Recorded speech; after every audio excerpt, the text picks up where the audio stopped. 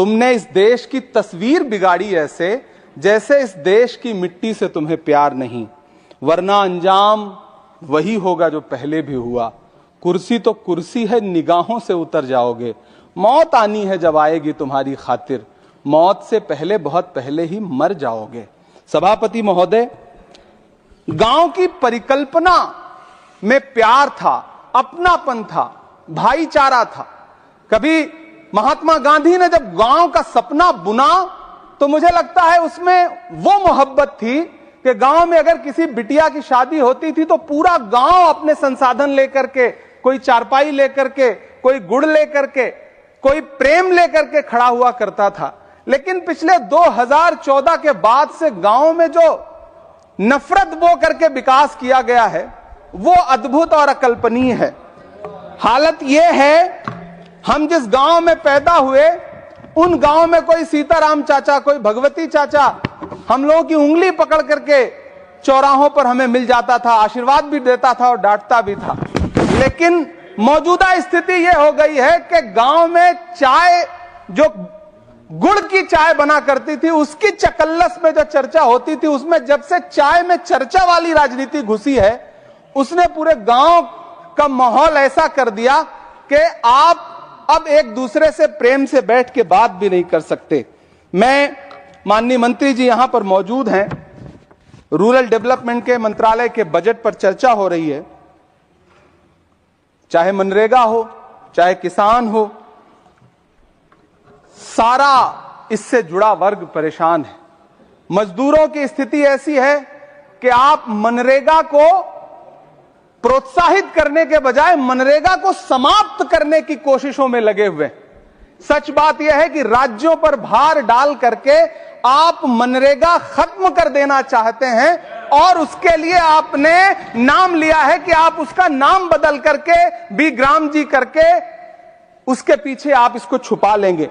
गांव में सड़कों की स्थिति खस्ता हाल है, चाहे उत्तर प्रदेश हो, चाहे मध्य प्रदेश हो, चाहे गुजरात हो, चाहे राजस्थान हो। गांव में सड़कों की स्थिति ऐसी है कि किसी गर्भवती महिला को अगर अस्पताल ले जाना हो तो सड़कें ऐसी हैं कि उन पे चलने वाले वाहन शायद अस्पताल तक महिलाएं पहुंच भी नहीं पाती हैं, उनका प्रसव रास्ते में ही हो जाता है।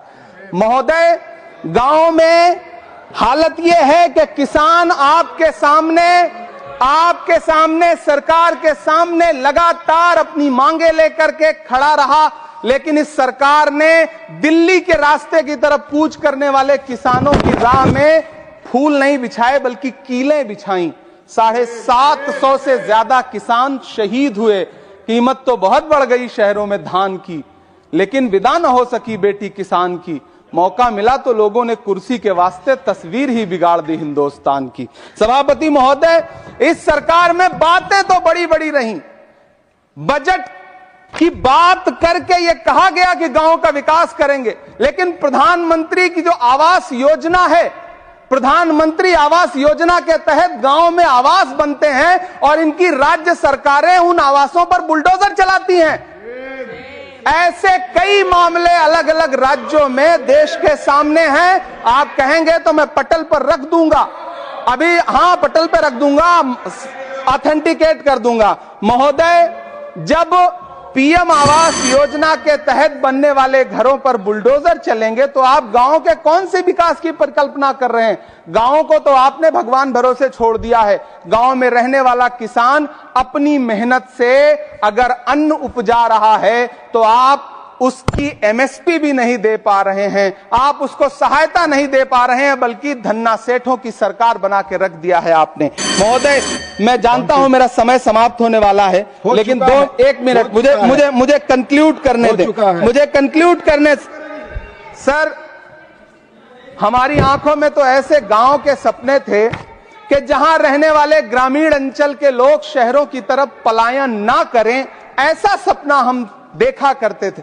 लेकिन गांव में डेवलपमेंट के नाम पे इस सरकार ने मूलभूत सुविधाओं से भी गांव को वंचित रखा हुआ है, जिसकी वजह से गांव पलायन करके शहर की तरफ भाग रहे हैं। लेने का मेन मुद्दा अमित शाह का इस्तीफा।